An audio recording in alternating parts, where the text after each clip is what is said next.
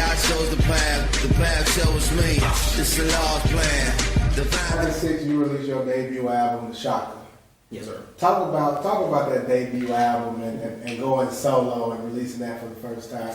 What does it feel like to? I mean, this is the conversation we had in the locker room. We looking up, we seeing somebody that's around our age, a little bit older, that made that released this debut album. What does that moment feel like?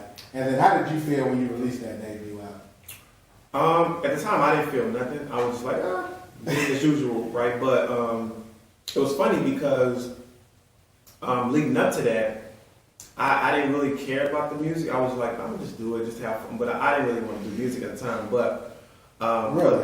It was crazy because I thought I was a horrible rapper. I was like, man. But some people say that, but no. Now everybody like, oh, go rap like you used to rap. You know what I'm saying? because I think when I listen to it now, although I think my new music is probably slightly better, but when I was doing something different, right? So most people didn't catch it. Like they were like, oh, he's rapping off beat. I'm like, that's what I was supposed to rap. That's how I rap. But it's so funny because I'll tell you this real quick. But everybody I know like now is like, oh, go rap like you used to rap. They used to didn't like it. But some people know they like it, so it means the record. But some people was like, what are you doing? Like, right? But I knew exactly what I was doing.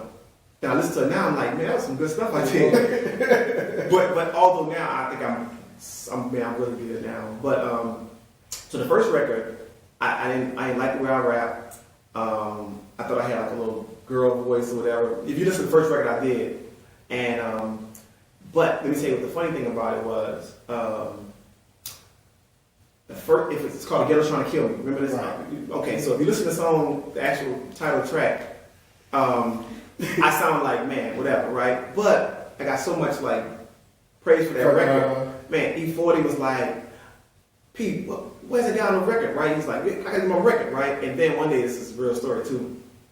Man, you gotta owe me some big stuff one of these days. So this is a time capsule. Yeah, man. so this is for history. I'm gonna give you doing this for the people. Oh, I'm gonna give you this one. This is great. Okay, so I was on set of a White Swan video, and it was this guy kept looking at me, right? And I'm like, man, and I was really bad back then, but he was looking at me, and I was like, dude, like he just kept looking at me, and I was just like, so I look up and look back, and I'm like, I'm kind of mugging him a little bit, like.